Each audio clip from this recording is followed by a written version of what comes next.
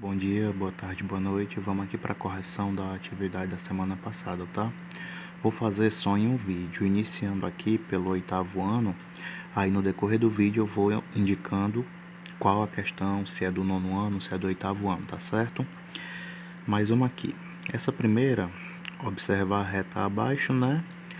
E indicar um número que está indicado por essa seta. Como a gente pode ver, pessoal, os números que eu tenho à mostra aqui nessa reta são 0,2 e 0,3. Então a gente já sabe que, por se tratar de números decimais, vão se encaixar no conjunto dos números racionais, não é assim? Então, analisando essa reta, se o primeiro número que eu tenho aqui, onde eu vou passar a seta do mouse, é 0,2 e finalizo aqui com 0,3, pelo menos nessa reta, né? Os números que vão estar entre eles também vão ser números decimais, né?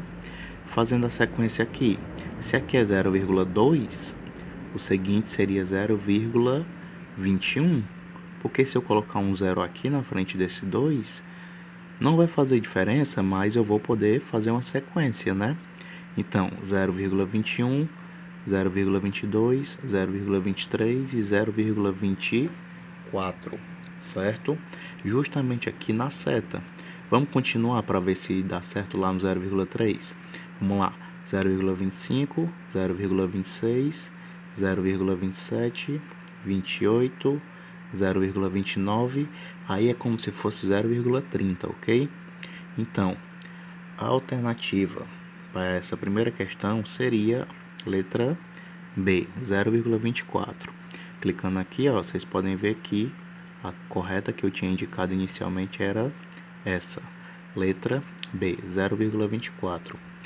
Vamos para a segunda questão. A segunda, pessoal, ela vale tanto para o 8º ano como para o 9º, tá certo?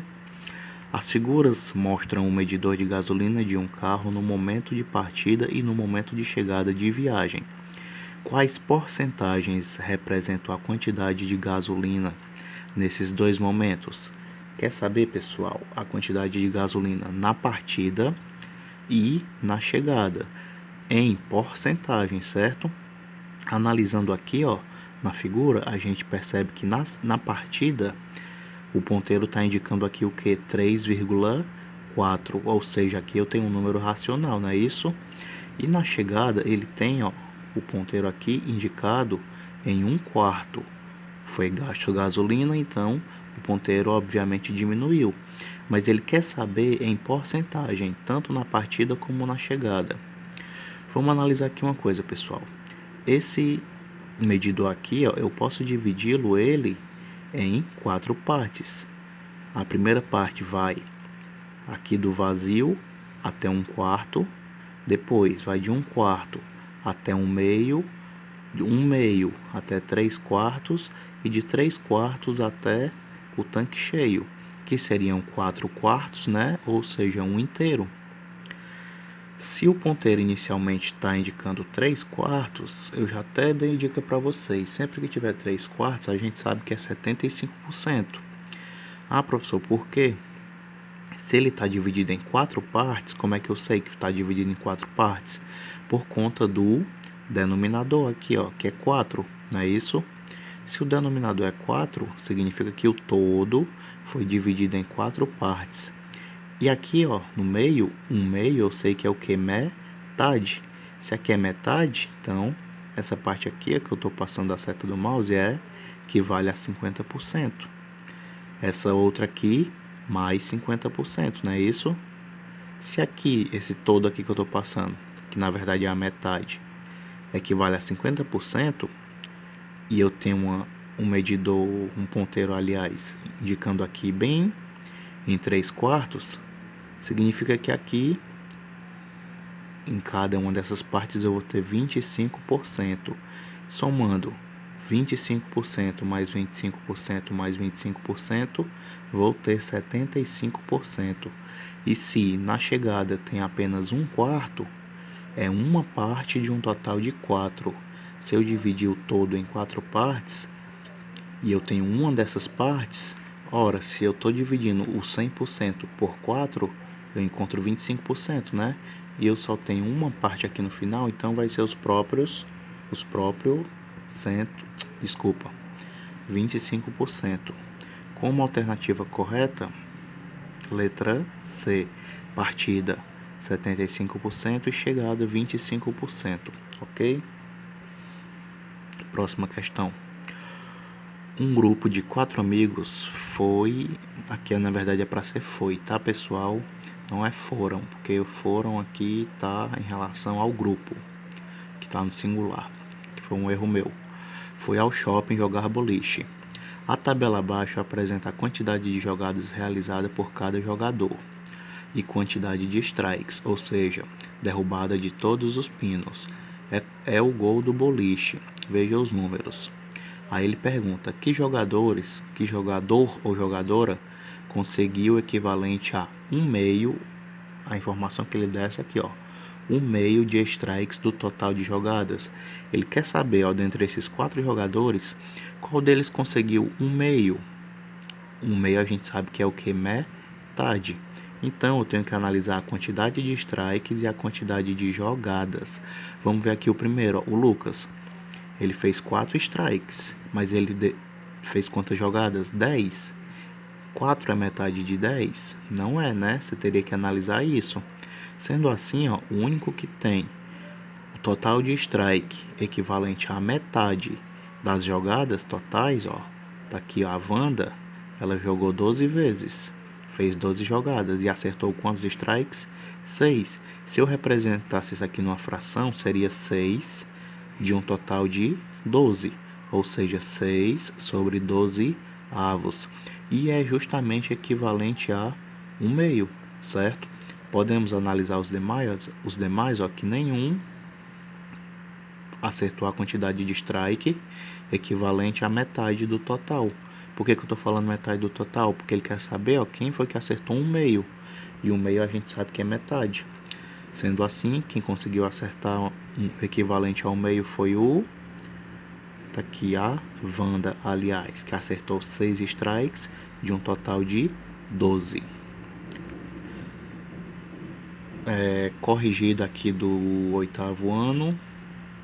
Essa segunda questão aqui, quem tiver ficado com alguma dúvida, tanto do 8º como do 9º, pode me chamar no privado que eu melhoro, certo? E lá no 9º ano, essa questão aqui foi a primeira que eu já corrigi. Aí a partir de agora eu vou corrigir a do 9º ano, tá certo? A primeira aqui que eu já corrigi.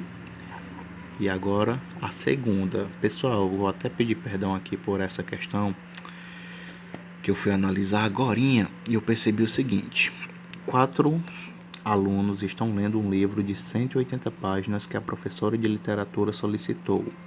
Ana leu 2/6, Beto leu 3/5, Carla leu 12/20 e Daniel leu 12/24 da quantidade de páginas do livro.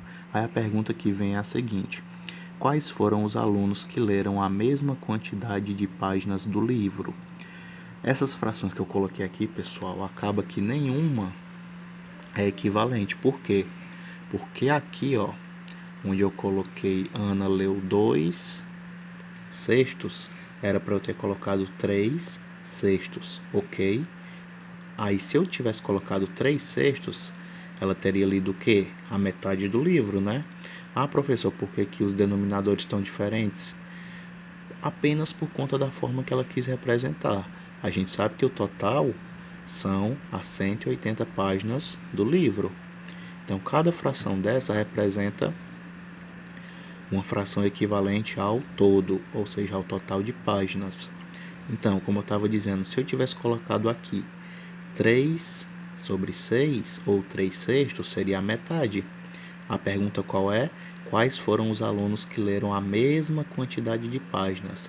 Se eu sei que a Ana leu a metade, e isso considerando que eu tivesse colocado um 3 aqui no lugar desse 2, seria a Ana e o Daniel. Ó. Verifiquem que o Daniel leu 12/24, ou seja, o numerador é metade do denominador. Dica que eu já tinha falado a vocês. Quando acontece do numerador ser a metade, se eu tiver falado menor, perdão, pessoal. Numerador é a metade do denominador, certo? Então, se eu for simplificar aqui, eu vou chegar em 1/2, tanto aqui para o Daniel como para a Ana, certo? Lembrando, considerando que eu tivesse feito a questão correta e tivesse colocado um 3 ao invés de 2, tá bom? Mais uma vez, perdão. Aí ficaria Ana e Daniel. Eu até coloquei aqui a resposta correta, ó, mas lá na hora de escrever o enunciado eu acabei errando. Enfim. Agora essa questão aqui, ó, na pirâmide abaixo, os números vizinhos, quando multiplicados, resultam no número de cima. Qual o número localizado no topo? Pessoal, só questão de interpretação e cálculo, né? Mas como o enunciado diz, ó, os números vizinhos, quem são? -8 e -3. Quando eu vou multiplicá-los, eu vou encontrar o número que vai estar acima, não é isso? E aqui eu já tenho o que, ó? -1 e 4, certo? Se eu multiplicar -1 por 4, lembrando da regra de sinais de números inteiros, sinais diferentes. Essa questão aqui eu vou levar lá para a folha, tá certo? Então, mais ou menos como estava lá, ó. -1 vezes 4, observe que aqui é negativo e aqui é positivo. Então, meu resultado vai ter sinal negativo. Por quê? Porque são sinais diferentes. Tá aqui -4. Eu vou descobrir qual o valor aqui, ó. Vou multiplicar quem? Esses dois aqui que são vizinhos. Sinais o quê? Iguais, né? Então, já sei que meu resultado vai ser positivo. 3 vezes 1, 3. Agora, esses dois aqui, ó, o 3 ele é vizinho do o -3 é vizinho do -1 e é vizinho do -8. Então, vou multiplicar os dois, ó, sinais o que? Iguais. Então, o resultado também é positivo. 3 vezes 8, 24. Agora, eu tenho novos vizinhos, ó. 20 mais 24 e mais 3 e o -4 que eu já tinha inicialmente. Multiplicando mais 24 vezes mais 3, a gente já sabe que vai dar um valor positivo. São sinais iguais. E 24 vezes 3, tabuada. 3 vezes 4, 12. 2 e vai a 1. 3 vezes 2, 6 mais 1, 7. Mais 72, certo? Descobriu lá de cima, né? Multiplicando os vizinhos. Agora eu vou multiplicar quem? O mais 3 também é vizinho do -4. Sinais diferentes, não é isso? Então, sei que o resultado vai ser negativo. 3 vezes 4, 12. Agora, sobrou quem? Os dois vizinhos. Mais 72 e menos 12. Sinais diferentes. Já sei que o resultado lá do número do topo, que é o que a questão me pede, vai ser um valor negativo. Então, sinais diferentes, negativo. 72 vezes 12 vai dar igual a 864. Negativo, que são sinais diferentes, né? Então, vou voltar lá para o notebook para a gente verificar. Tá aqui.